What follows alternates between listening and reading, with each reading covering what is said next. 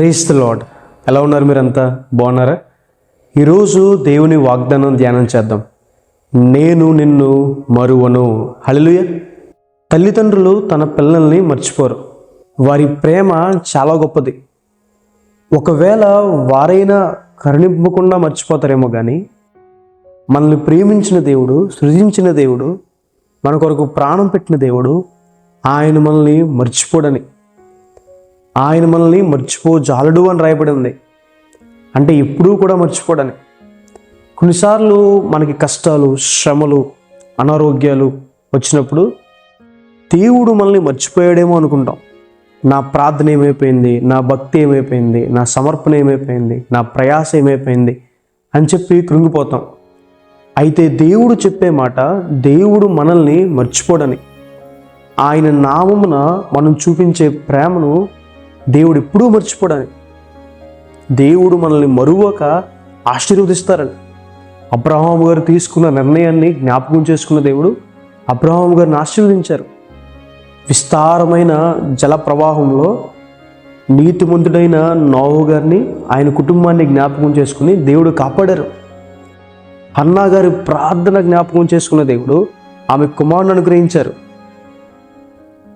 హిజ్కియా గారి భక్తిని, ఆయన పరిశుద్ధతను, ఆయన యథార్థతను జ్ఞాపకం చేసుకున్న దేవుడు మరణకరమైన రోగం నుంచి తప్పించి 15 సంవత్సరాల ఆయుష్నిచ్చారు.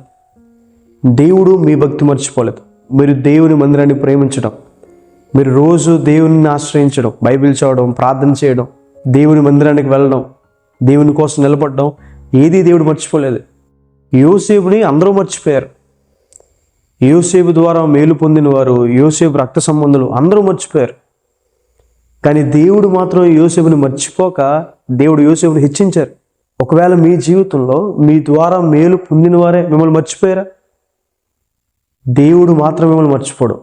మీరు చూపించిన ప్రతి మంచికి దేవుడు మిమ్మల్ని ఒకరోజు ఉన్నతమైన స్థలాల్లో నిలబెడతాడు అని. హల్లెలూయా. ఈ వాగ్దానం విశ్వసించండి. దేవుని తలంపుల్లో మీరున్నారు, దేవుని ఆలోచనలో మీరున్నారు, దేవుని చిత్తంలో మీరున్నారు.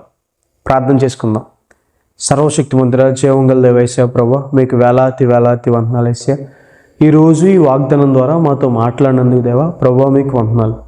ప్రియులు ఎంతమంది అయితే ఈ వాగ్దానం వీక్షిస్తున్నారో వారి జీవితంలో మేలు చేయండి. మీ సహాయాన్ని సహకారం అందించండి.